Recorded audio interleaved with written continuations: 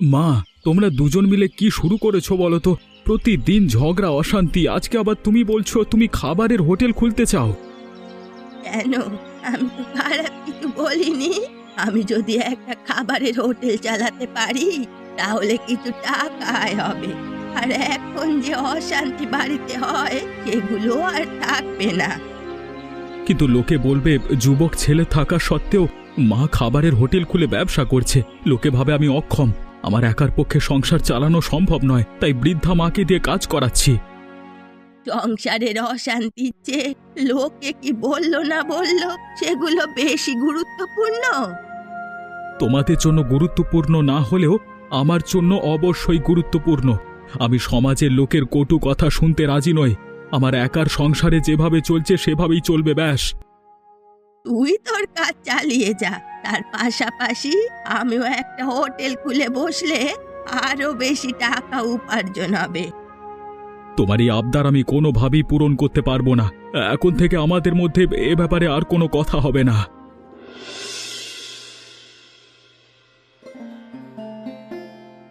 এমন মনে হচ্ছে গ্রামে আজকাল কোনো অভিশাপ নেমে এসেছে। একে একে যেভাবে লোকে কাজকর্ম হারিয়ে বেকার হয়ে যাচ্ছে, এ অভিশাপের চেয়েও কিছু কম মনে হচ্ছে না। আমি নিজেও এ বিষয় নিয়ে খুব চিন্তায় আছি। এত ভালো ভালো দপ্তর, কিন্তু সব কর্মী ছাঁটাই হয়ে যাচ্ছে। অবশ্য দোষটা আমাদের গ্রামের কর্মীদেরই। একবার চাকরি পেয়ে গেলে তারা একেবারে নিশ্চিন্ত হয়ে যায়, ঠিকমতো কাজ করতে চায় না।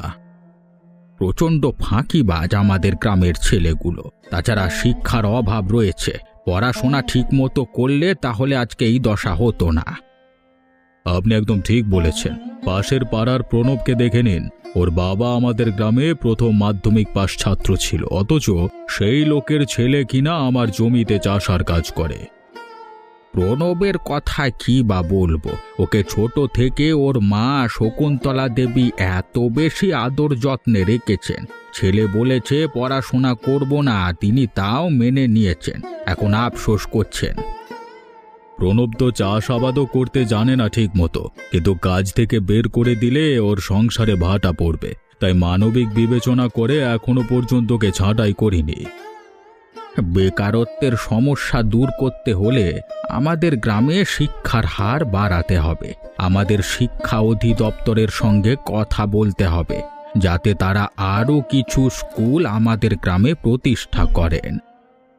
যা বলেছেন, সবে মাত্র 2টো স্কুল গ্রামে, তার মধ্যে একটা শুধুই মেয়েদের। গ্রামে আরও স্কুল প্রতিষ্ঠা করতে হবে, না হলে ভবিষ্যৎ পুরো গ্রামটা মূর্খের গ্রামে পরিণত হবে।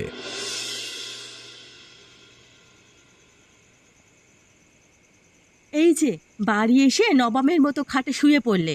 আজ কদিন ধরে বাজারের কথা বলছি, তোমার কি কোনো কিছু খেয়াল আছে? ওহ, দেখেছো, আজকে এত কাজ ছিল একেবারে ভুলেই গেছি। তুমি চিন্তা করো না, আমি কালকে সকালেই নিয়ে আসবো। না না, তুমি তো রাজপুত্র, তুমি কেন এত কষ্ট করে বাজারে যাবে? আমি তো আছি এই বাড়ির চাকরানি, আমি নিজেই কাল সকালে গিয়ে বাজার করে নিয়ে আসবো। তুমি কেন বাজার করতে যাবে? আমি তো বলছি আমি ভুলে গেছিলাম। আজকে রাতে একটু সামলে নাও, কালকে সকাল হতেই আমি বাজারে গিয়ে সব এনে দেব। তোমার পৃথিবীর সবকিছুই মনে থাকে, আমি কোনো কাজের কথা বললে তুমি শুধু তখনই ভুলে যাও। তোমার মতো লোকের সঙ্গে বিয়ের করাটাই আমার জীবনের সবচেয়ে বড় ভুল ছিল। আজকাল আমার মনে হয় আমি তোমার চোখের বিষ হয়ে গেছি। আমি বাড়ি ফিরলে তুমি নানান অজুহাতে আমার সঙ্গে ঝগড়া করতে উঠে পড়ে লেগে যাও। এখন চেঁচিয়ে কথা বলছো যাতে তোমার মা এসব শুনেই দৌড়ে এসে তোমার হয়ে কথা বলে, আর আমাকে খারাপ ভাবে। আমি সব বুঝি। আমার কারণে তোমার আর মায়ের কারোর কোনো সমস্যা হোক সেটা আমি চাই না। যেহেতু আমি বাড়িতে যাই, তুমি বিরক্ত হও, বেশ, আমি এক্ষুনি বাড়ি থেকে বের হয়ে যাচ্ছি, তুমি শান্তিতে থাকো।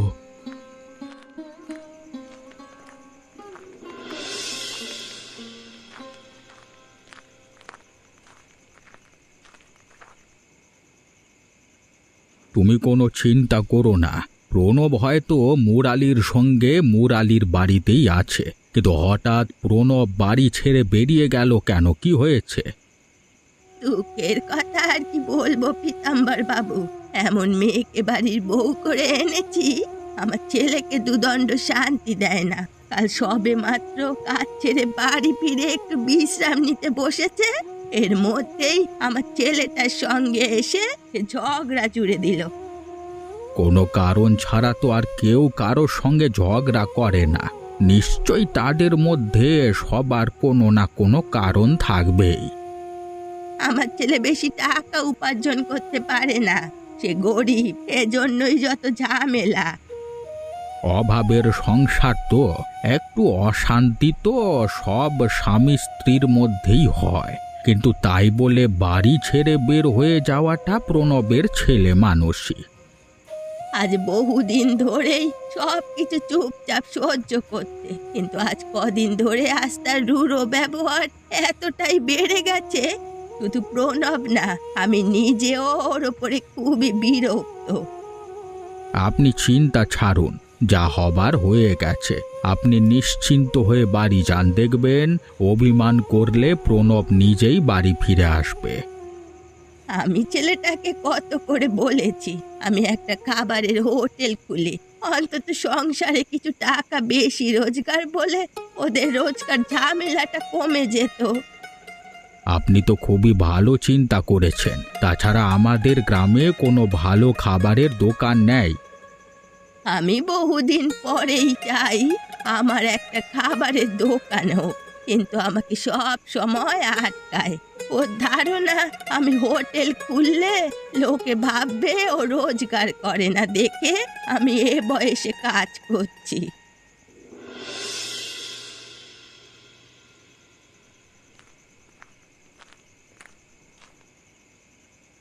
কেমন আছো প্রণব? বহুদিন ধরে তোমার সঙ্গে দেখা করব ভাবছিলাম, আজকে দেখা হয়ে গেল। এই কোনোভাবে দিন যাচ্ছে আর কি। আপনি কেমন আছেন কাকু? তোমার থেকে লোকানোর কিছু নেই। তোমার মায়ের সাথে আমার দেখা হয়েছিল, তিনি আমাকে সব বলেছেন। মা কি যে করে না, সব সময় সকলকে সবকিছু বলে বেড়ায়। আমি তো তোমাদের নিজের লোকের মতোই। তোমার মা বলছিল তিনি একটা খাবারের হোটেল খুলতে চান, কিন্তু তুমি রাজি নও। আজকে কদিন ধরে এ বিষয়ে আমার সঙ্গে খুব বাড়াবাড়ি চলছে, কিন্তু আপনি তো বোঝেন এই বয়সে হোটেল খুলে লোকে কি বলবে। তোমার এ বিষয়ে তাকে অনুপ্রেরণা দেওয়া উচিত। তাছাড়া তিনি যদি হোটেল খোলেন তাহলে সেই হোটেলে তুমিও কাজ করতে পারবে, আর কষ্ট করে চাষাবাদ করতে হবে না। এ কথা তো আমি এতদিন ভেবেই দেখিনি। একটা হোটেল খুলে মা ছেলে মিলে কাজ করো, দেখবে তোমাদের সুদিন আসবেই। আমরা গ্রামের লোকেরা তোমাদের পাশেই আছি।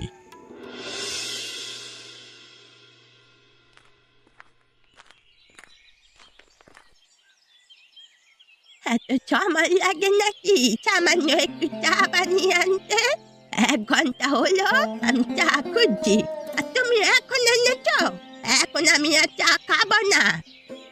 চুলায় অন্য রান্না ছিল মা, তাই আপনার চা বানিয়ে আনতে একটু দেরি হয়ে গেল। বানিয়ে যখন ফেলেছি কষ্ট করে চাটা খেয়ে নিন না মা। আমি তো একবার বলেই দিয়েছি আমি এখন আর চা খাবো না। এখন কি তুমি আমার উপরে জল খাটাবে নাকি? আমি আপনার উপর জোর খাটাতে যাব কেন মা? আপনি যদি এখন চা না খান আমার সব চাটা ফেলে দিতে হবে। কতগুলো দুধ চিনি খরচ হয়েছে, সব নষ্ট হবে। ও আচ্ছা, এখন তুমি বলতে চাইছো আমি বেশি খাই, আমার কারণে বেশি বাজার লাগে, আমার কারণে তোমাদের সংসার চালাতে কষ্ট হয়ে যাচ্ছে, তাই তো? মা, আপনি কেন আমাকে ভুল বুঝছেন? আমি এমন কিছুই বলিনি। তা তুমি কখন কি বলতে চাও বা চাও না সে কথা আমি খুব ভালো করেই জানি। আমি এই বাড়িতে থাকায় তোমাদের অনেক ক্ষয়ক্ষতি হয়ে যাচ্ছে, তাই তো? আপনি থাকায় আমাদের কখনোই কোনো অসুবিধা হয়নি এবং হবেও না। আমি ভুল করেছি, আমাকে ক্ষমা করে দিন। আপনাকে চা খেতে হবে না। থাক বাবু, আমার ভুল হয়েছে, তোমার কাছে চা চাই। আজকের পর থেকে আর কোনোদিন এ বাড়িতে আমি চা খাবো না।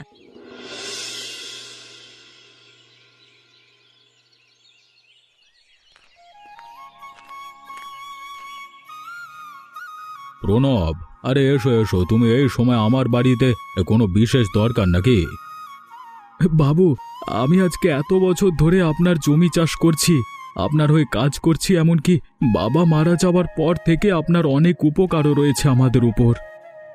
তোমার বাবা একজন খুবই ভালো মানুষ ছিলেন, আমরা একসঙ্গে পড়াশোনা করেছি, তাই মৃত্যুর সময় ওনার সামনে দাঁড়িয়ে আমি প্রতিজ্ঞা করেছিলাম, জীবনে যখনই তোমাদের পরিবারের কোনো সাহায্যের দরকার হবে আমি সবার আগে ছুটে আসব। আমি নিজের প্রতিজ্ঞাই পালন করছি। আজকে অবধি জীবনের সব বিপদে আপনাকে সব সময় পাশে পেয়েছি। জীবনে প্রথমবার একটি বড় উদ্যোগ নিতে যাচ্ছি, আপনার সাহায্যের দরকার। যদি আমার সাধ্যের মধ্যে থাকে তাহলে আমি অবশ্যই সাহায্য করবার চেষ্টা করব। বলো তুমি কি সাহায্য চাও? এতগুলো বছর চাষাবাদ করে কাটিয়েছি, কিন্তু এখন আমি আর মা মিলে সিদ্ধান্ত নিয়েছি একটি খাবারের হোটেল খুলব। কিছু টাকার প্রয়োজন। এতদিনে তোমরা একটা ভালো সিদ্ধান্ত নিয়েছো, আমি তোমাদের পাশে আছি। তোমার যত টাকা দরকার তুমি আমাকে বলো, আমি চেষ্টা করব তোমার সাহায্য করবার। হোটেল খোলবার পর যদি ভালো পয়সা রোজগার হয় তাহলে শীঘ্রই আপনার টাকা আমি ফেরত দিয়ে দেব। টাকা ফিরিয়ে দেওয়ার হিসেব পরে হবে। আপাতত কিভাবে হোটেল খুলবে এবং কিভাবে তা পরিচালনা করবে সেদিকে মনোযোগ দাও।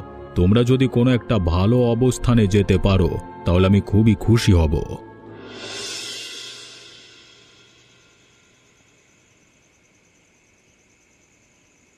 এসব কি রান্না করেছো? রোজ রোজ এসব ছাইপাশ গিলতে আমার ভালো লাগে না। দেখ, কিছু ভালো রান্না করতে পারো না? বাড়িতে যা আছে তাই তো রান্না করি। তোমার অল্প মাইনে ভালো কিছু রান্না কিভাবে করব?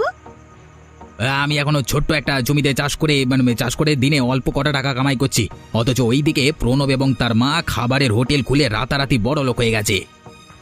আমিও শুনেছি ওদের খাবারের হোটেল নাকি জমজমাট চলছে। চলো না একদিন আমরাও গিয়ে দেখি। এভাবে খাবারের থালাটা ছুঁড়ে মারলে কেন গো? আমি কি খুব অপরাধী কিছু বলে ফেলেছি?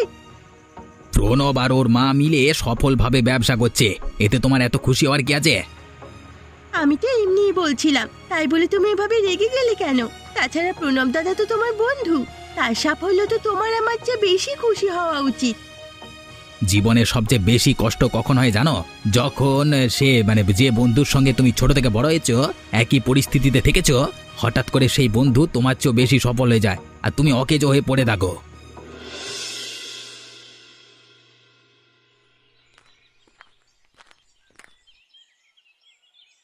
শকুন্তলা আর প্রণবকে এই মাত্র আমাদের বাড়ির সামনে দিয়ে হেঁটে যেতে দেখলাম।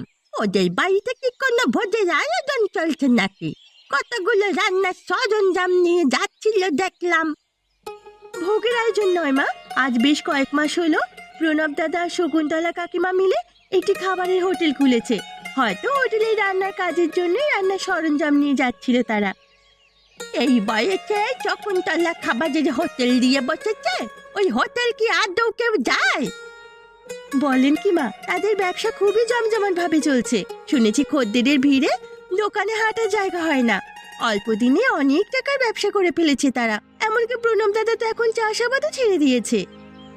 তার মানে খাবারের ব্যবসায় অনেক লাভ, ওরা নির্ঘাত অনেক টাকা রোজগার করছে। সেই তো ওদের চালচলন দেখলেই বোঝা যায় মা। আমার তো মনে হয় একদিনে 1000 খানিক টাকা কামাই করে তারা। শকুন্তলায় বয়সে এসে খাবারের হোটেল দিয়ে 1000 টাকা কামাই করছে, আর আমি বাড়ির কোণে বসে আছি। কি ভাবছেন মা? আচ্ছা, মুজালিকে যে সকাল থেকে দেখছি না, কোথায় গেছে সে? আপনি ঘুমিয়েছিলেন, রাতে রাগ করে বাড়ি থেকে বেরিয়েছিল। সকালে ফিরেছে, কিন্তু তৈরি হয়ে আবার কাজের জন্য বেরিয়ে গেছে। বাইরে থেকে রাতে বের হওয়ার কারণ কি? তুমি কিছু করেছো নাকি? না মা, আপনি তো জানেন প্রণব দাদা তার খুব ভালো বন্ধু ছিল, কিন্তু যখন থেকে নতুন ব্যবসা শুরু করে কিছু টাকার মুখ দেখেছে তখন থেকে প্রণব দাদা তার সঙ্গে খুব বেশি একটা কথা বলে না। এইসব নিয়ে আপনার ছেলের মন খুব খারাপ।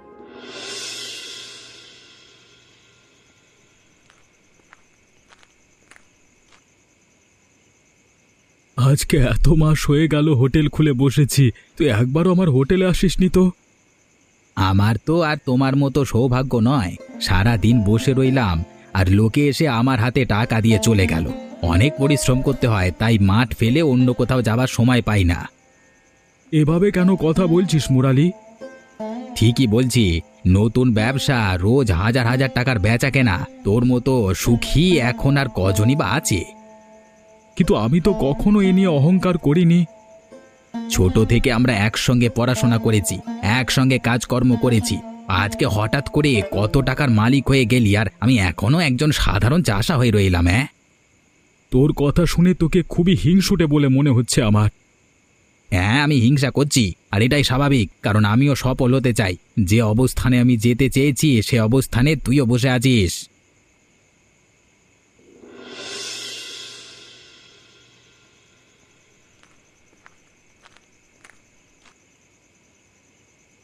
বলতে তুমি কি খুব ব্যস্ত? শুনলাম আজকাল নাকি খুব অর্থ করে রোজগার করা হচ্ছে। তুমি হঠাৎ আমার দোকানে কি করছো? আর আমি অর্থ করি, রোজগার করি কি না করি, তা দিয়ে তোমার কাজ কি? যাক বাবা, তাহলে কি আমার তোমার দোকানেও আছে বায়ন নাকি? তা হতে যাবে কেন? সবার মতো তুমি চাইলেও এখানে আসতেই পারো, কিন্তু যদি কাজের সময় হয়তো বাজে কথা বলে বিরক্ত করার উদ্দেশ্যে এসে থাকো, তাহলে আসা বারণ। অহংকারী তো তুমি আগে থেকেই ছিলে, এখন মনে হচ্ছে টাকার মুখ দেখে অহংকার আরো দ্বিগুণ বেড়ে গেছে। বাড়তেই পারে, এ বয়সে কষ্ট করে টাকা রোজগার করছি, সফলভাবে ব্যবসা করছি, আমার অহংকার করা সাজে? তুমি কি মনে করো শুধু তুমি এই বয়সে খাবারের হোটেলে খুলে সফলভাবে ব্যবসা করতে পারো? অন্য কারো সে সাধ্য নেই? অবশ্যই আছে, কিন্তু তার জন্য কঠোর পরিশ্রম করতে হয়, দৃঢ় মনোবল থাকতে হয়। সফলভাবে ব্যবসা করা শুধু দাঁড়িয়ে দাঁড়িয়ে লোককে কটু কথা বলার মতো সহজ নয়।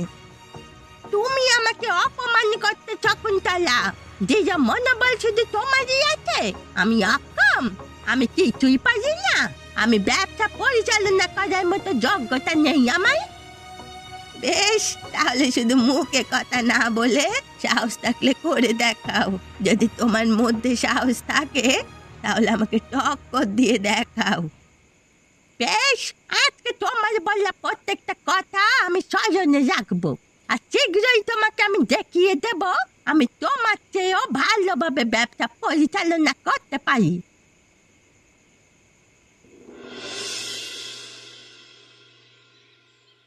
কত সুন্দরভাবে আমাদের ব্যবসাটা চলছিল, রোজ 1000 টাকা রোজগার হতো।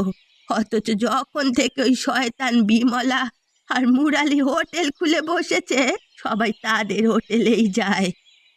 যখন থেকে হোটেলটা খুলেছি ঠিক তখন থেকে মুরালি আমাকে হিংসে করত। হিংসের বশবর্তী হয়ে আমার ক্ষতি করবার জন্যই ও এখন হোটেল খুলে বসেছে।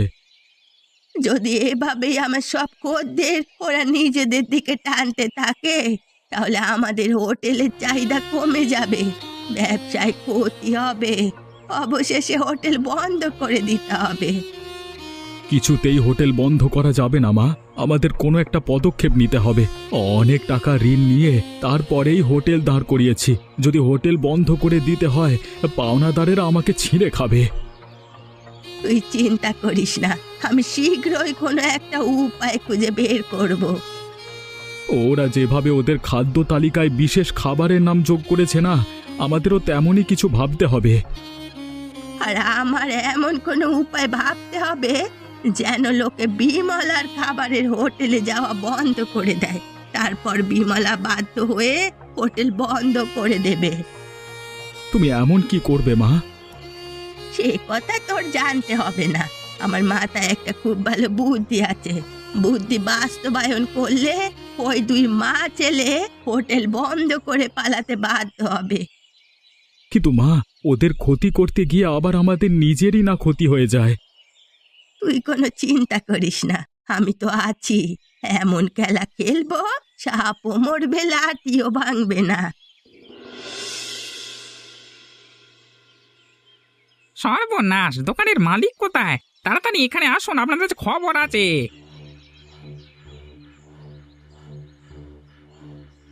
কি হয়েছে, কি আপনি চিৎকার করছেন কেন? হ্যাঁ, চিৎকার করছি কেন? ভালো খাবারের নাম করে লোক ঠকানো হচ্ছে। এই যে দেখুন, আপনাদের এই বিরিয়ানিতে পোকা পাওয়া গেছে।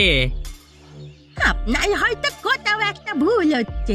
আমরা খুব সতর্কতার সাথে পরিষ্কার পরিচ্ছন্ন পরিবেশে রান্না করে থাকি, আর আমরা সব সময় চেষ্টা করি আমাদের খদ্দেরকে মানসম্মত খাবার পরিবেশন করার। আমাদের খাবারের পোকামাকড় পাওয়ার প্রশ্নই আসে না। ও আচ্ছা, তাহলে আপনি কি বলতে চাইছেন আমি মিথ্যে কথা বলছি? আমি ইচ্ছে করে এটা এখানে রেখে তারপরে আপনাদের দোষ দিচ্ছি? এটা বলতে চাচ্ছেন আপনি? মা তুমি চুপ করো তো, আমি তো কথা বলছি না গে। হ্যাঁ, আপনারা তো আমাদের অঙ্গীকার দিয়ে মানুষকে এভাবে ঠকিয়ে টাকা খাচ্ছেন। আপনাদের বিরুদ্ধে আইনি ব্যবস্থা নেওয়া উচিত, আপনাদের পুলিশে ধরিয়ে দেওয়া উচিত। দয়া করে এমনটা করবেন না, আমরা আপনাকে ক্ষতিপূরণ দিতে রাজি আছি।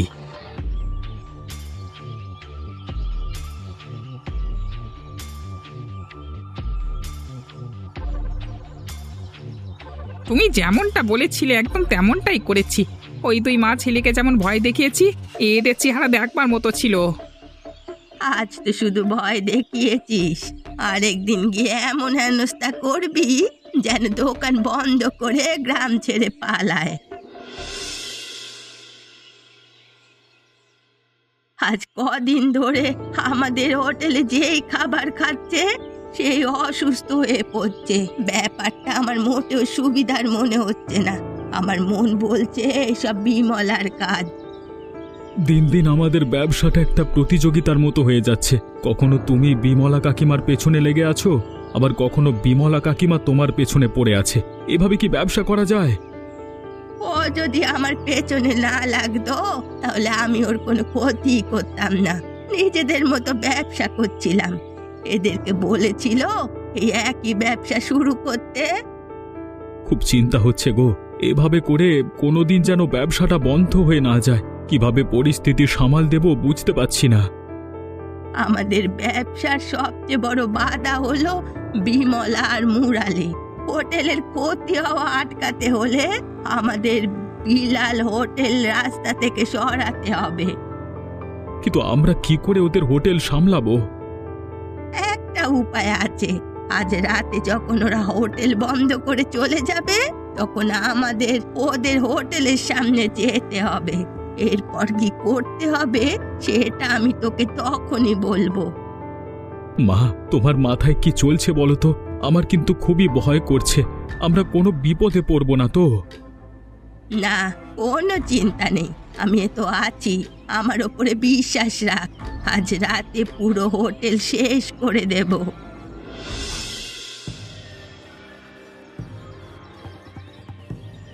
থামুন আপনারা, এটা থানা, আপনাদের বাড়ি নয় যেখানে আপনারা দাঁড়িয়ে দাঁড়িয়ে চিৎকার চেঁচামেচি করবেন। দারোগা বাবু, আমি আপনার কাছে বিনীতভাবে অনুরোধ জানাচ্ছি, আপনি শকুন্তলাকে কত শাস্তি দিন। এখন থেকে আমি হোটেল খুলেছি, তখন থেকে ও আমার পেছনে পড়ে আছে, বিভিন্ন ভাবে আমার ক্ষতি করার চেষ্টা করেছে। ও শুধু আমার দোষটাই বলছে। ও নিজে আমার হোটেলের খাবারে বিভিন্ন বিষাক্ত ওষুধ মিশিয়ে আমার ক্ষতি করেছে। লোক ওর এই কাজের জন্য অসুস্থ হয়েছে। এ বিষয়ে ও কিছুই বলছে না। আপনারা যা বলছেন তা যে সত্য তার কোনো প্রমাণ বা সাক্ষী আপনারা দিতে পারবেন? আপনারা দুজনের ক্ষতি করবার চেষ্টা করেছেন। নিজেদের মধ্যে এইসব নতুন নতুন পরিকল্পনা না বানিয়ে যদি নিজ নিজ ব্যবসায় মনোনিবেশ করতেন তাহলে আজকে আপনাদের এই পরিণতি হতো না। আমি বাধ্য হচ্ছি আপনাদের দুজনকেই গ্রেপ্তার করতে। মা, আমি তোমাকে বারবার সতর্ক করেছিলাম, কিন্তু তুমি আমার কথা শুনলে না। আজকে দেখো, আমাদের প্রতিশোধের প্রবণতা আর অসুস্থ প্রতিযোগিতা আমাদের সকলকে কোথায় এনে দাঁড় করিয়েছে।